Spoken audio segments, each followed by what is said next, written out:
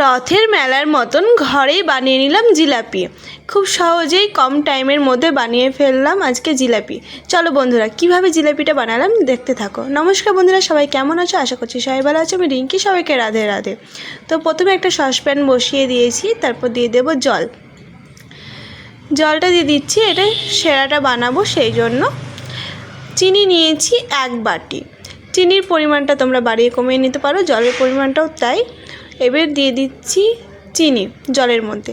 3টে ছোটো এলাচ নিয়েছি, ফাটিয়ে নিয়েছি জলের মধ্যে দিয়ে। এবার জলটা ভালো করে ফুটিয়ে নেব, ঠিক যেমন মিষ্টি সেরা হয় সেভাবে বানিয়ে নেব। 1 বাটি নিয়েছি বেসন, 1 বাটি নয় পুরোপুরি, একটু কম পরিমাণে ছিল। আর নিয়েছি ঠিক যেমন বেসন নিয়েছিলাম সেই পরিমাণেই নিয়েছি রুল ময়দা।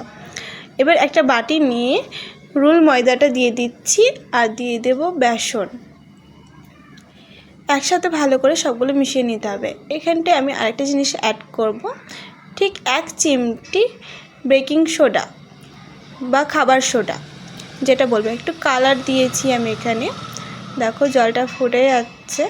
তবে অল্প অল্প করে জল দিয়ে কিন্তু ভালো করে গুলিয়ে নিতে হবে ব্যাটারটা, একটু যেন গোটা না থাকে। খুব সুন্দরভাবে অল্প অল্প করে জল দিয়ে ব্যাটারটা বানিয়ে নিতে হবে।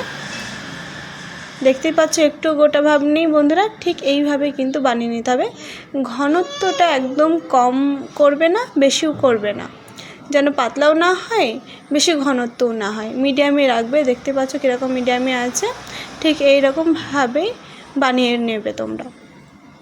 চলো ব্যাটারটা বানানো রেডি। এবার নিয়ে নিয়েছি একটা বোতল, একটা খালি বোতল নিয়ে বোতলের মুঠিটা ফুটো করে দিয়েছি, ওর মধ্যে ব্যাটারটা ভরে নিয়েছি। এইভাবে বানিয়ে নিতে পারো বা ফয়েল পেপারের মধ্যে রেখেও বানিয়ে নিতে পারো। এদিকে তেলটা গরম হয়ে গেছে, এবার একে একে সবগুলো বানিয়ে নেব। একবারে তো আর জায়গা হবে না, তো আমি প্রথমে একটু বড় বড় করে নিচ্ছিলাম, তারপর ভাবলাম না বড় বড় করব না, ছোট ছোট করব। তো এই 3টে একটু বড় করেছি, পরেগুলো কিন্তু ছোট ছোট করে নিয়েছি। তোমরা তোমাদের নিজের মতো শেপ দিয়ে নিতে পারো, শেপ বলতে সাইজটা তোমরা তোমাদের নিজের মতন করে নিতে পারো। বেশ কড়া করেই ভাজতে হবে কিন্তু জিলিপিটা, নরম করে ভাজলে ভালো লাগবে না। বেশ কড়া করেই ভেজে নেব জিলিপিটা, একটু সময় নিয়েই ভাজতে হবে জিলিপিটা। রথের মেলায় এবার যেতে পারিনি, সেহেতু ভাবলাম ঘরেই বানিয়ে ফেলি জিলাপি। রথের মেলায় আসলেই যেন জিলাপি খেতে চাই মনটা। এবার আর যাওয়া হয়নি বন্ধুরা, সেই জন্য বানিয়ে নিয়েছি ঘরে। তো ভালো করে ভেজে এবার ওই মিষ্টি সেরার মধ্যে দিয়ে দিচ্ছি। মিষ্টি সেরার মধ্যে দিয়ে আবার সঙ্গে সঙ্গে কিন্তু তুলে নিতে হবে, রেখে দিলে আবার নরম হয়ে যাবে। তো ঠিক একই রকমভাবে ঘুরিয়ে ঘুরিয়ে কিন্তু বানিয়ে নেব সবগুলোই।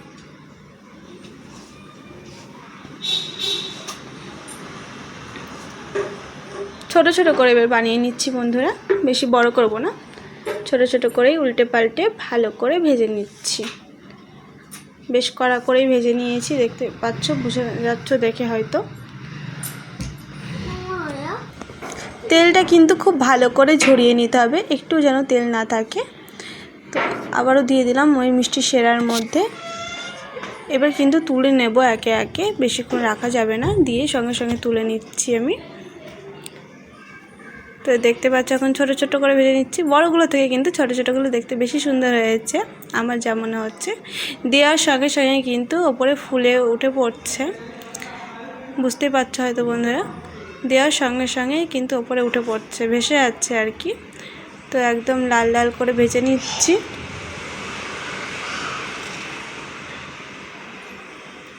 এইভাবে ছোটো ছোটো করে দিলে জায়গাটাও বেশ ভালো পাওয়া যাচ্ছে।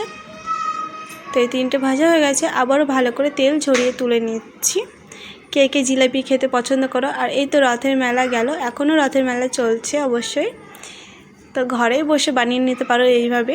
যারা যেতে পারছো না রথের মেলায় বা বেশি মিষ্টি খাও না, তারা একটু কম মিষ্টি দিয়েও কিন্তু বানিয়ে নিতে পারো।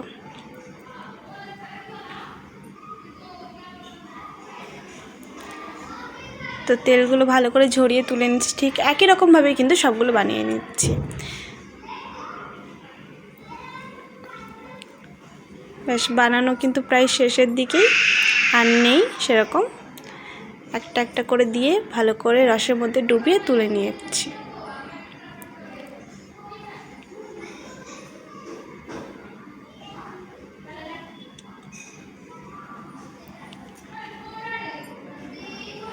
আমার মনে হলো ছোট ছোট করে দিলে যেন বেশি সুন্দর হচ্ছে, সেই জন্য ছোট ছোট করে দিলাম, বড় বড় করে দিলাম না।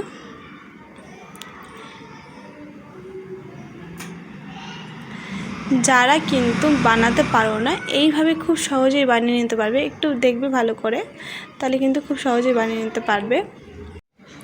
তো বন্ধুরা ঠিক এইভাবে বানিয়ে ফেলো নিজেদের বাড়িতে, আর আমাকে কমেন্টে করে জানাও যে কেমন হয়েছিল খেতে, অবশ্যই জানাবে কিন্তু।